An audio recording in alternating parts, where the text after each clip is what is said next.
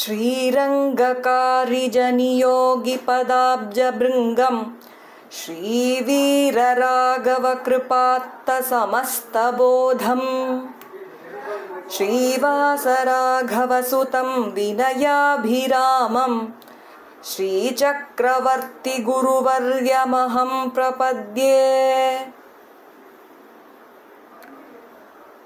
प्रपद्ये सद्गुणनिधिं ज्ञानवैराग्यवारिधिं दक्षं प्रवचने श्रीमच्चक्रवर्त्यार्यदेशिकम्। जय गरुड़ सुपर्णा श्री रंगनाथ दिव्यमणिपादुकाभ्यां नमः। श्रीमते रामानुजाय नमः। श्रीमते निगमान्त महादेशिकाय नमः। श्रीमते श्री लक्ष्मी नृसिंह दिव्यपादुका सेवक श्रीवंशटकोप श्रीनारायण यतीन्द्र महादेशिकाय नमः। श्रीमते श्रीवंशटकोप श्रीरंगनाथ यतीन्द्र महादेशिकाय नमः। श्रीमते वात्स्य श्री कृष्णमार्य महादेशिकाय नमः। श्रीमते चक्रवर्त्यार्य महादेशिकाय नमः।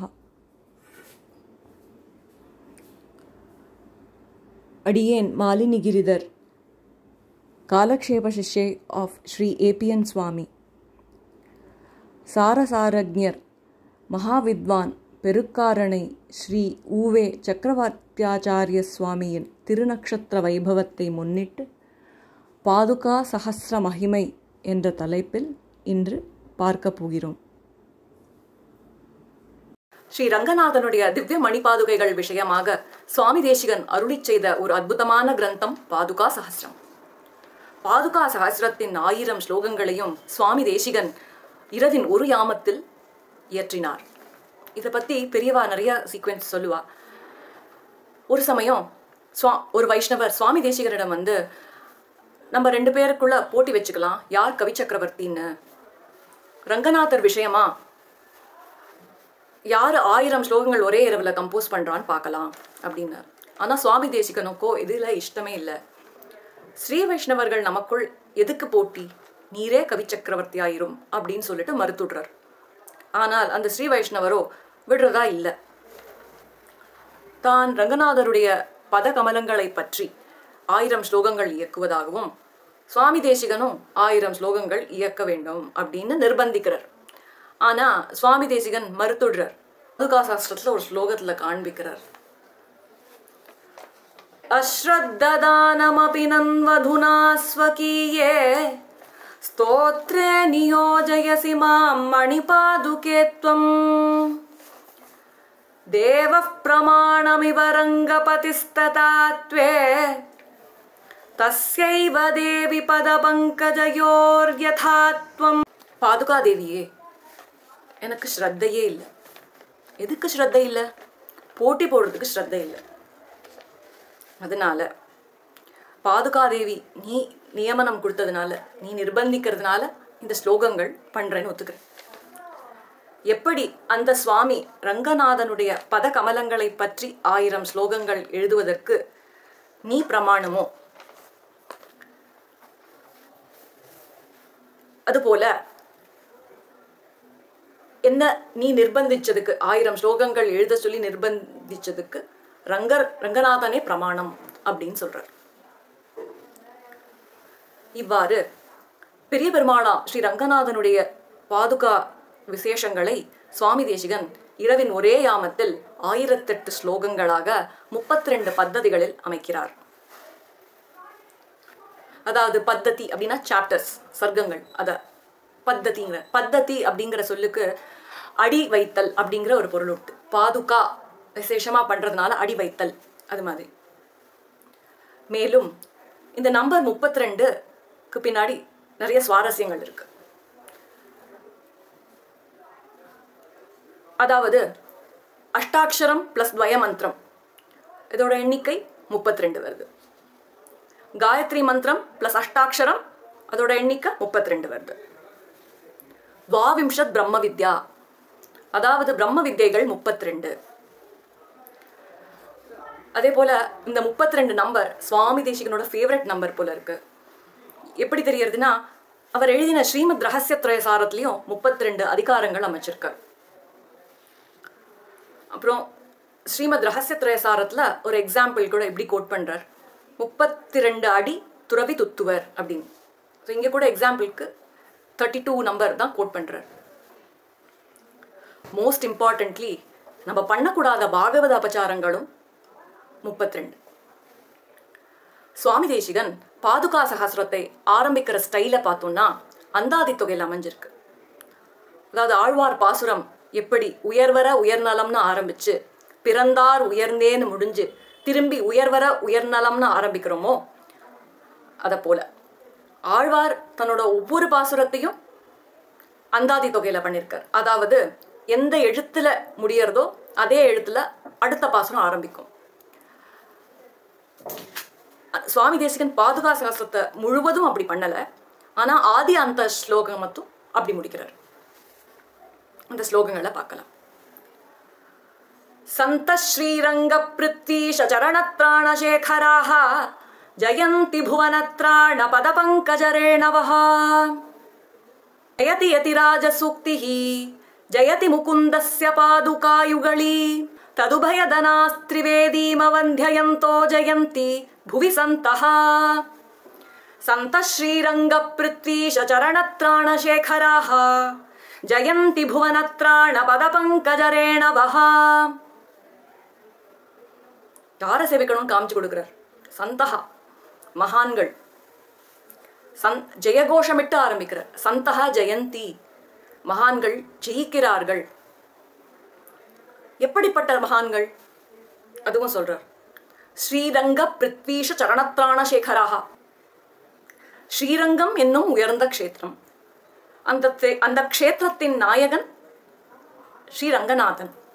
ஸ்ரீ லோகத்தையெல்லாம் ரட்சிக்கும் ரங்கநாதனை ரட்சிக்கிறது யாரு? பாதுகாதேவி தானே. அந்த பாதுகாதேவிய சிரோபூஷணமா கொண்டிருக்கிறவாள சந்தகா அப்படிங்கிற மகான்கள், பாதுகா சேவகர்களை மகான்கள்னு சொல்றார். இவர்களுடைய திருவடி சம்பந்தம் ஏற்படுறதுனால இந்த லோகமே பாவனம் அடைகிறது அப்படிங்கிறார். இப்படியாக முதல் ஸ்லோகம் ஆரம்பிச்சு இனி வரும் ஸ்லோகங்கள் ஃபுல்லா பாதுகா சேவகர்களான மகான்களோட வைபவத்தை கொண்டாடுறார் தேசிகன். அடுத்ததா பார்த்தா பரதனை சொல்றார். பரதாய பரம் நமோஸ்து தஸ்மை அப்படின்னு பரதனை சேவிக்கிறேன். ஏன் பரதன்? பரதன் பிரதம பாதுகாராதகன். ஆமா, அதாவது பரதன் தான் ராஜ்யம் ஆளணும் அப்படின்னு பரதனுக்கு சொல்றச்சே, நான் ஒருபோதும் ராஜ்ய பொறுப்பை ஏற்க மாட்டேன் அப்படின்னு சொல்லி காட்டில் வசிக்கும் ராமன் கிட்ட போய் விண்ணப்பிக்கிறான். ஒருபோதும் தான் ராஜ்ய பொறுப்பை ஏற்க மாட்டேன், நீங்க தான் திரும்பி வந்து ஏத்துக்கணும் அப்படின்னு. ஆனால் ராமனும் தந்தைக்கு கொடுத்த வாக்க ஒரு காலம் மீறது கிடையாது. அதனால 14 வருஷங்கள் முடிஞ்ச உடனே வந்து ராஜ்ய பொறுப்பை ஏற்பதாக பரதனுக்கு வாக்களிக்கிறார். ஆனால் பரதனும் தீர்மானமா இருக்கான், இல்ல ராஜ்ய பொறுப்பை ஏற்க மாட்டேன். அப்பொழுது பாதுகாவின் பிரபாவத்தை அறிந்த வசிஷ்டர் பரதனுக்கு சொல்றார், ராமனின் பாதுகையை வாங்கிக்கோ அப்படின்னு. ராமனும் யோகக்ஷேமத்தை விரும்பி பரதனுக்கு தன் பாதுகைகளை கொடுக்கிறான். அப்படி பரதன் இந்த பாதுகா தேவிக்கு பட்டாபிஷேகம் பண்ணி பாதுகா ஆராதனம் பண்ணி லோகக்ஷேமத்துக்கான வழியை காண்பிக்கிறான்.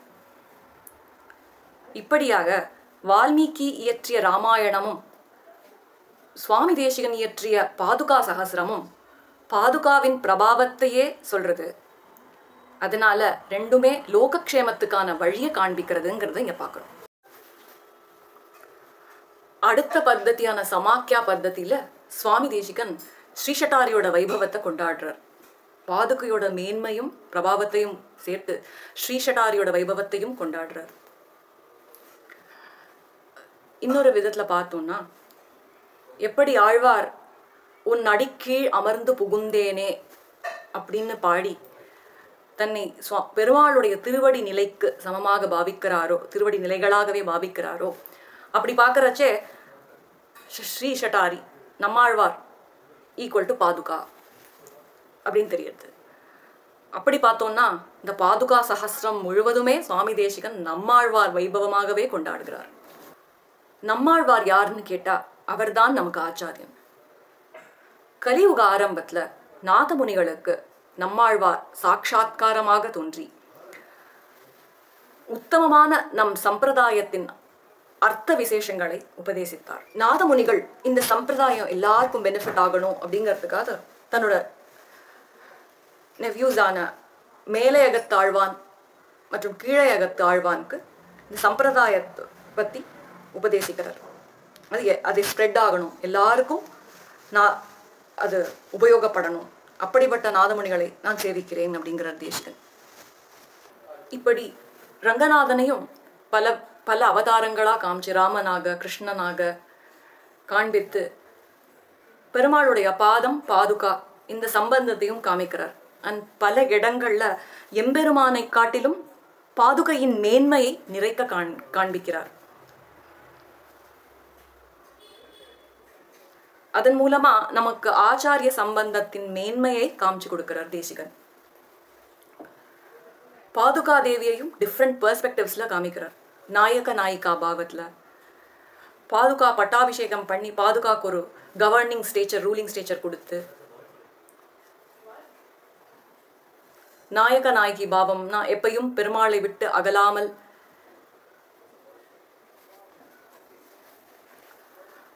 பெருமாளுக்கு சகதர்மச்சரிணியாய் எப்படின்னு பார்த்தோம்னா திருவடியோட தர்மம் சரணாகத சம்ரக்ஷணம், அதுக்கு பாதுகாதேவி எப்பையும் உறுதுணையா இருக்காளாம். அத போல பாதுகாதேவியோட மேன்மையும் பிரபாவத்தையும் நிரம்ப காண்பிக்கிறார் தேசிகன், சுவாமி தேசிகன். நமக்குங்க பெரியவர்கள் இந்த பாதுகா சஹஸ்ரத்துக்கு நிறைய வியாக்கியானங்கள் பண்ணியிருக்கா.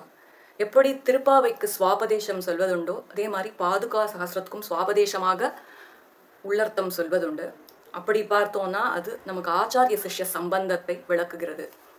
அதாவது ஆச்சாரியன் சிஷ்யனிடம் எப்படி இருக்கணும், ஆச்சாரியனிடத்தில் சிஷ்யன் எப்படி பிரதிபத்தியோடு இருக்கணும், அத போல ஞானத்திலையும் அனுஷ்டானத்திலையும் வைராக்கியத்திலையும் தேசிகனுக்கு சதிருஷமா இன்னொருவர் இருப்பது கடினம். அவருக்கு எந்த விதமான ஆசையும் கிடையாதாம். அந்த ஸ்ரீ வைஷ்ணவர் நம்ம கவி சக்கரவர்த்தி யாருன்னு போட்டி போடலாம் அப்படின்னு சொல்றச்சு கூட நீரே கவி சக்கரவர்த்தியா இரும்னு சொல்லி ஒதுங்கி போனவர் தான். அப்படிப்பட்ட சுவாமி தேசிகனுக்கு ஒரு ஆசையாம், ஒரு அவார்ட் வேணும், ஒரு டைட்டில் வேணும்னு ரொம்ப ஆசையாம். அது என்னன்னு கேட்டா அது என்னங்கிறது பாதுகா சாஸ்திரம் பல பத்தத்தில சொல்றார். அதாவது தான் பரமபதம் போகும் சமயத்துல நித்திய சூரிகள்லாம் அவரை ஓய் பாதுகா சேவகரே வாரும் அப்படின்னு கூப்பிடணுமா. அந்த டைட்டில் தான் அவருக்கு ஆசையாம். இப்படியாக பெருமாளிடம் நம்ம என்ன விரும்பணும், எப்படி இருக்கணும், அவருடைய ஆத்ம குணங்கள் இதெல்லாம் கத்துண்டு நம்ம இம்ப்ளிமெண்ட் பண்ணோம் அப்படின்னா நம்ம லைஃப் நிஜமாவே நல்ல சேஞ்சஸ் ஆகும்.